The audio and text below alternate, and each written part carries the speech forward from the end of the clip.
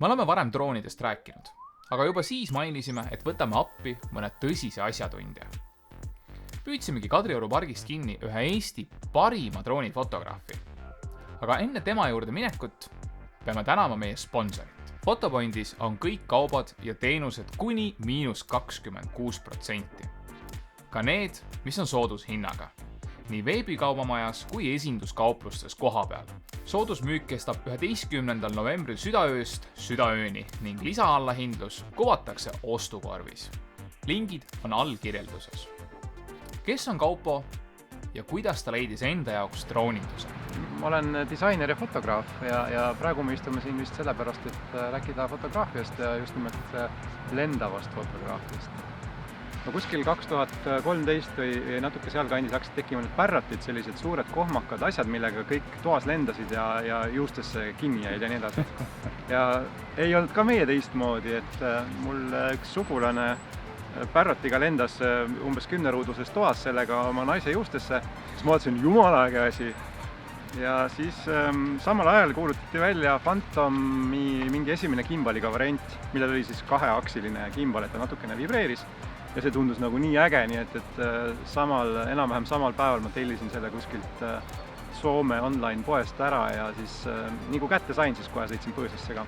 Aga kuidas valida esimest drooni ja üldse mõista, kas droonindus on sulle? Soovitaks sellist harjutusmängu, et kui esimese hooga droon tundub ülipõnev, teed esimesed paar pilti ära ja nagu vibreerid ärevusest, magad linarulli, siis see võib üle minna.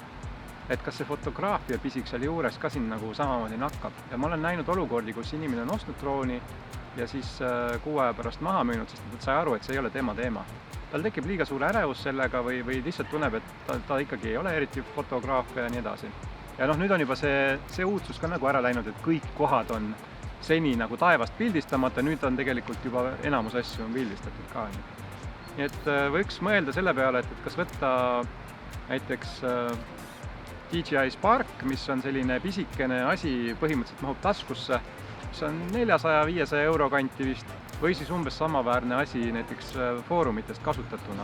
Räägime droonidest konkreetsemalt. See on mu parim sõber praegu, peale minu poja ja pere.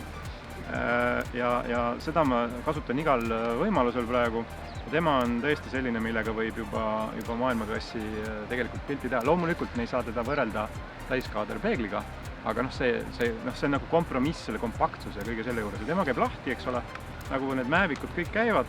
Ma loodan, et tulevikus on ka olemas sellest 3 korda suurem versioon, kus on täiskaader sees. Teine mudel, mis nüüd uus on Mavic 2 Zoom, mis on tegelikult täpselt sama droon teise kaameraga. Temaga saab siis lähemale zoomida, mis on seni olnud võib-olla ütleks, et sellise Inspire'i profiklassi eripära, et sa saad panna pikka objektiivi tal ette.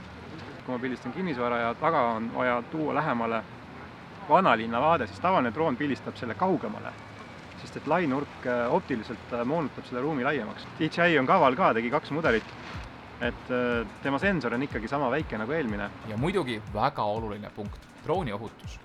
Droonide puhul esimene võib-olla oluline asi ongi see ohutuse teema ja kõige rohkem eelkõige kaasinimeste suhtes. See, et sa selle kuskile lihtsalt põõsasse sõidad, seda juhtub tihti.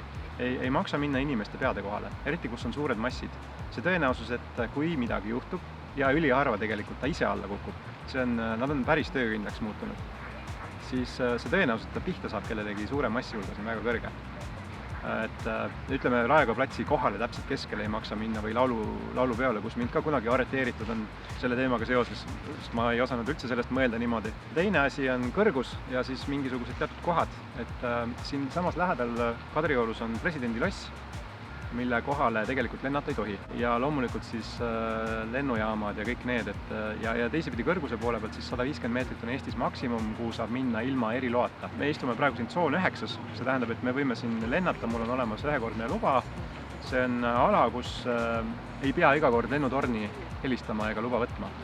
Aga kui me liiguksime siit üle Gonsiori tänava linna poole, siis sealt tuleb vastu Kikilipsu ala, ehk siis lennukite selline maandumise. Nad tulevad sealt lagedi poolt ja teiselt poolt.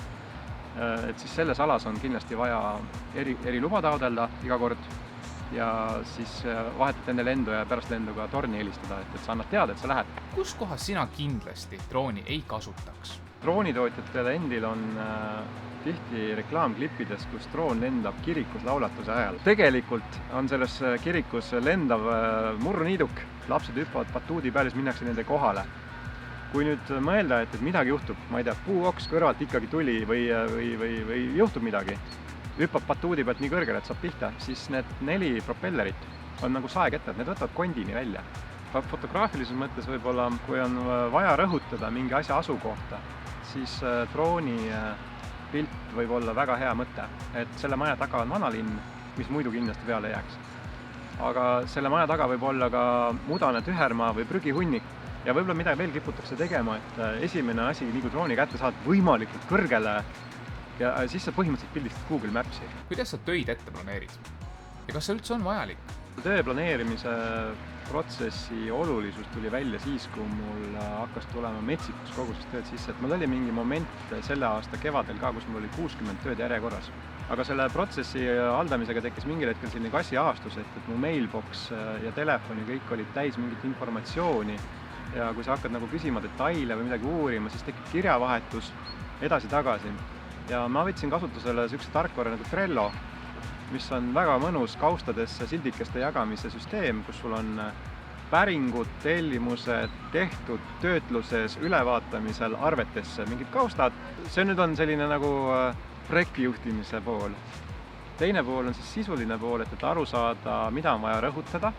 Et kui sa tahad mingit hoonet näiteks pildistada, et kas ta peab midagi rõhutama, kas see tee seal kõrval on oluline või pigem miinus, mis kellaajal, kus poolt on milline valgus. Kuna hea drooni valgus reeglina on ainult siis, kui on hommikused või õhtused kuldsed tunnid ja reeglina õhtul. Google Mapsid ja sellised loomulikult, et screenshotid, mõtted, endale memo, paned märksõnad kirja, et sa saad nagu need 7 märksõna meelde jätta. Üks soovitus oleks droonidele peale panna oma nimi või koordinaat või telefon või midagi sellist. Droon lihtsalt võtab oma 4 kompsu või 4 seda käppa, pakib kokku ja läheb hiina tagasi. See tähendab seda, et ta kukub kuskil alla mingil hetkel. Ja siis mitte keegi ei tea, kus see on, siis liguneb seal vihma käes ja siis kuskil kohalikus Hiiumaa foorumis keegi küsib, et oi, leitud metsast droon, kelle oma, ei tea.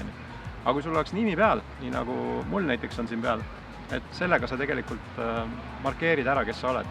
Mõnele see ei meeldi, eriti nendele, kes pätti teevad. Meie täname Kaupot, et leidis oma tihedas graafikus aega 2 droonitoitu küsimustele vastata.